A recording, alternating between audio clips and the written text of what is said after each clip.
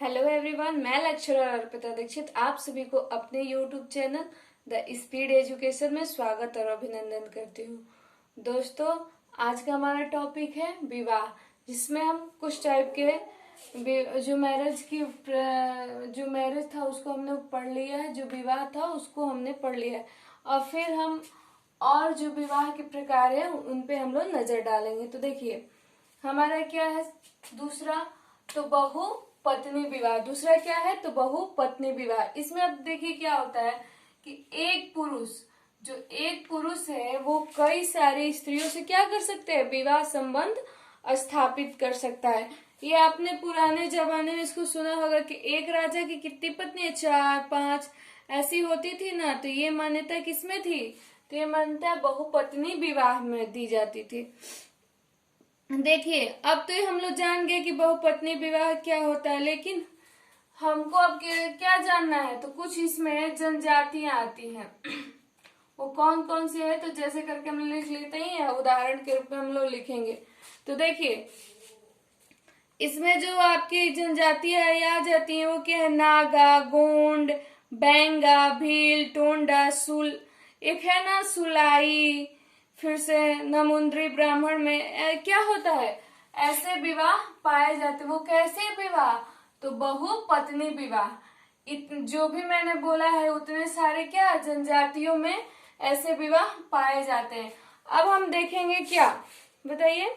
तो अब हमको देखना है द्विपत्नी विवाह। कितनी पत्नी, ये तो था बहुपत्नी विवाह, ये क्या है, द्विपत्नी विवाह। देखिए, इसमें क्या होता है, द्विपत्नी विवाह में एक पुरुष एक साथ दो स्त्रियों से क्या कर सकता है, विवाह कर सकता है। जो एक पुरुष है वो दो स्त्रियों से क्या कर सकता है, विवाह स्थापित कर सकता है। वो किसमें है, तो द्विपत्नी। इसके ये नाम से ही संबंध हो रहा है, इसमें पूरा स्पष्ट दे दिए क्या, द्विपत्नी विवाह। लेकिन ये सभ्य समाज का रूप नहीं है। अब देखिए, कई बार पहली स्त्री के संतान न होने पर क्या होता है, दूसरा जो आदमी जो पुरुष है वो विवाह करता है। ऐसे नहीं कि मन मर्जी से अपना भी वो विवाह कर लिया।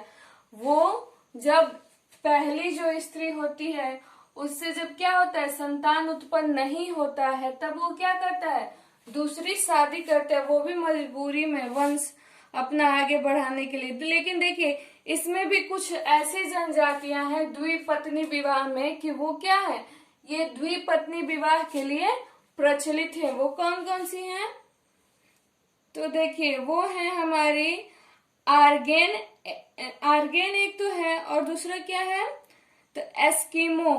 एक है आर्गेन और दूसरा क्या है, एस्किमो। ये जनजाति में क्या है, ये विवाह जो हमारा है विवाह वो प्रचलित है। इसमें क्या होता है, जब एक स्त्री से जो उसकी पहली स्त्री है उससे क्या होता है, संतान उत्पन्न नहीं होता है, तो वो क्या करता है, वो दूसरी शादी कर सकता है। ओके, अब क्या है, समूह विवाह। देखिए, इसमें क्या होता है कि एक समूह के पुरुष दूसरी समूह की स्त्रियों से क्या कर सकते हैं, विवाह करते हैं। क्या करते हैं, तो विवाह करते। देखिए, समूह विवाह में पुरुष का एक समूह स्त्रियों के एक समूह से क्या कर लेता है, तो विवाह कर लेता है।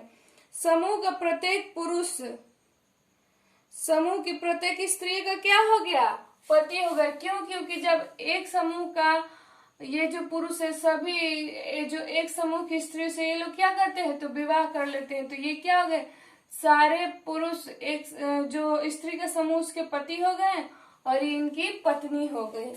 ओके, अब देखिए आगे। अब देखिए, विवाह की प्रारंभिक अवस्था में यह स्थिति रही होगी, ऐसा उद्विकासियों का कहना है। ऐसे क्या है, जो उद्विकासी उनका कहना है समूह विवाह के। अब देखिए, विवाह का अन्य स्वरूप अधिमान्य विवाह। विवाह का एक और स्वरूप है, वो कौन सा है, तो अधिमान्य विवाह। अब देखिए, इसमें क्या होता है, ये दो प्रकार के विवाह हैं। ये कौन से हैं, तो ये भी तो आपके कितने हैं, दो प्रकार के मुख्य रूप से विवाह हैं, सहोदर वाले। देखिए, अब विवाह के अन्य स्वरूप अधिमान्य विवाह। इसमें सबसे पहले हम क्या पढ़ेंगे? सहोदर विवाह। इसमें सबसे पहले हम लोग क्या पढ़ेंगे? तो सहोदर विवाह। इसमें क्या होता है? इसमें भी सहोदर विवाह है ना, इसमें दो प्रकार की शादियां होती हैं। वो कैसे कर देखिए, संलिग्न सहोदर विवाह और एक विलिंग सहोदर। इसमें क्या होता है कि जो सगे बहन, फूफा, मौसी होते हैं उनकी लड़कियों से या उनके लड़कों से क्या होता है? विवाह संबंध स्थापित होता है। यह मुख्यतः अरब में और या मुस्लिम जो लोग होते हैं उनमें ये क्या पाया जाता है? सलिंग सहोदर विवाह। इसमें देखिए क्या होता है कि एक ही भाई बहन के संतान के बीच होने वाले विवाह क्या होते हैं? सहोदर विवाह। यह मुख्यतः दो प्रकार के होते हैं, सलिंग सहोदर और विलिंग सहोदर। देखिए इसमें चचेरे मौसेरे भाई बहन के साथ क्या होता है? बीच में विवाह को सलिंग सहोदर विवाह कहते हैं। जो विवाह होता है उसको क्या कहते हैं? सलिंग सहोदर विवाह। लेविन स्ट्राइक समाजशास्त्री, उन्होंने क्या किया? विवाह के प्रमुख ये प्रमुखतः अरब, जो अरब में लोग रहते हैं तथा मुस्लिम धर्म को मानने वाले लोग क्या करते हैं? इस प्रकार का विवाह करते हैं। अब दूसरा है विलिंग सहोदर विवाह। इसमें क्या होता है कि ये जो ममेरे फुफेरे भाई बहन के बीच क्या होता है? ये विवाह, तो विलिंग सहोदर विवाह। ये ममेरे फुफेरे जो भाई बहन है उनके बीच ये विवाह होता है। अब देखिए इस प्रकार के विवाह के दो रूप प्रचलित है। पिता की बहन बुआ लड़के और मामा की भाई मामा, जो माँ के भाई मामा हैं उनकी लड़की के बीच वरीयता दी जाती है विवाह को, उसे क्या कहते हैं? तो मातृपक्षी। अब वहीं पे क्या होता है कि इसके विपरीत मामा के भाई जो हमारे माँ के भाई हैं उनसे और बुआ की लड़की से विवाह होता है, उसको पितृ पक्षी सहोदर विवाह कहते हैं। ओके, ये हो गए। अब देखिए देवर विवाह या भाभी विवाह। इसमें क्या होता है कि इसमें जब पति की मृत्यु हो जाती है तो उसके बाद उसके छोटे भाई से विवाह जो होता है उसी को क्या कहते हैं? देवर विवाह या भाभी विवाह। उसमें क्या होता है आप लोग सभी जानते होंगे, बस इसको ये बताने की ये विशेषकर किन जातियों में होती है और किधर होती है, बस यही हमको यहाँ पे जानना आवश्यक है। तो देखिए ये विवाह कहाँ किस जनजाति में होती है? तो गोंडा, खरिया, संथाल जनजाति में ये विवाह पाई जाते हैं। और विशेषकर पश्चिम उत्तर प्रदेश या हरियाणा के जो हरियाणा के अहिर जाति हैं उनमें क्या होते हैं? देवर भाभी विवाह। अब देखिए साली विवाह। इसमें क्या होता है कि जब पत्नी की मृत्यु हो जाने के बाद उसकी बहन से विवाह कर लेना उसको क्या कहते हैं? साली विवाह। या जो पहली पत्नी है उससे संतान ना उत्पन्न हुआ तो फिर दूसरी उसकी बहन से ही विवाह कर लिया जाए संतान उत्पत्ति के लिए, उसी को क्या कहेंगे? साली विवाह। ये मुख्यतः किन जनजातियों में प्रचलित है? तो जान लीजिए गोंड और खरिया में क्या है? विस्तृत, ये बहुत विशेष रूप से प्रचलित है। कौन सा विवाह? तो साली विवाह। अब हम लोग देखेंगे विवाह की उत्पत्ति। देखिए अब हम लोग क्या पढ़ने वाले हैं? विवाह की उत्पत्ति। अब हम लोग इसमें पढ़ेंगे मार्गन का उद्विकासीय सिद्धांत। इसमें हम लोग क्या पढ़ेंगे? तो मार्गन का उद्विकासीय सिद्धांत। और उसके बाद से इसमें वैकफोन आ जाएंगे। इन्होंने अपने 3 प्रकार के विवाह के रूप में बहुपति, जिसमें क्या होता है कि एक स्त्री के कई सारे पति हुए, बहुपत्नी। एक पुरुष के कई सारी पत्नी, एक विवाह, एक स्त्री के एक पुरुष और एक पुरुष की एक ही स्त्री होता है। ये सर्वोच्च विवाह है और यही क्या है? सभ्य विवाह का स्वरूप है। अब देखिए मार्गन का उद्विकासीय सिद्धांत हम लोग जान लेते हैं। मार्गन क्या कह रहे हैं कि देखिए समाज की प्रारंभिक अवस्था में विवाह नामक क्या कोई संस्था नहीं थी। विवाह नामक कोई संस्था नहीं थी। ये कौन कह रहा है? तो मार्गन कह रहे हैं। ये कौन कह रहा है? तो मार्गन कह रहे हैं। मार्गन क्या कह रहे हैं? सुनिए, देखिए, मार्गन कह रहे हैं कि जब परिवार या समाज आरंभ हुआ ना, तो उस समय ये क्या, विवाह जैसी कोई संस्था नहीं थी। कैसी संस्था थी भाई? तो देखिए, कोई संस्था थी ही नहीं। प्रारंभ में समाज में यौन साम्यवाद की स्थिति थी। पुरुष को किसी भी स्त्री से यौन संबंध करने की क्या थी? स्वतंत्रता थी। क्यों? क्योंकि उस समय पूर्ण रूप से समाज क्या था? सभ्य नहीं था।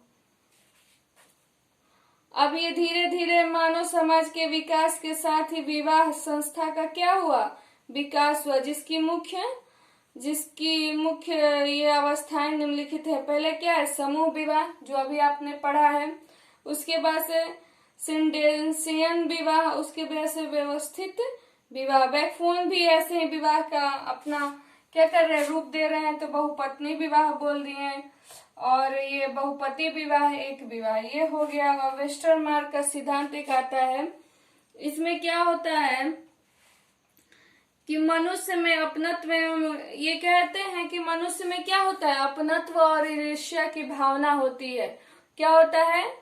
तो अपनत्व होता है मनुष्य का अंदर, और ईर्ष्या की भावना होती है। ये दोनों जो गुण हैं वो पशु में होता है नहीं ना?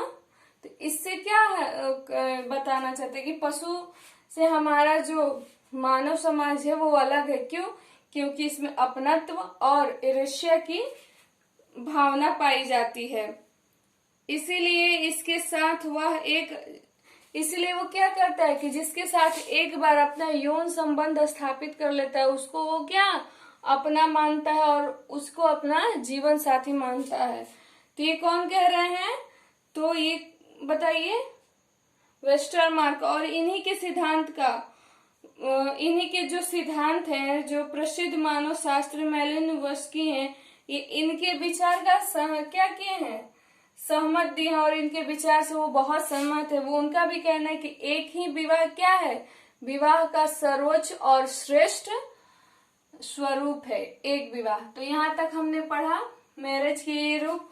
अब हम लोग कल क्या पढ़ने वाले हैं? विवाह से संबंधित जो कुछ नियम है उसको हम लोग पढ़ने वाले हैं। तो चलिए गाइस, आज के लिए इतना ही। फिर से एक बार रिवाइज कर लेते हैं। विवाह कितने पर? देखिए, बहुपत्नी विवाह, द्विपत्नी विवाह, समूह विवाह। और विवाह के जो अन्य रूप हैं, देखिए, सहोदर विवाह में भी 2 प्रकार के विवाह होते हैं। वो कौन कौन से हैं?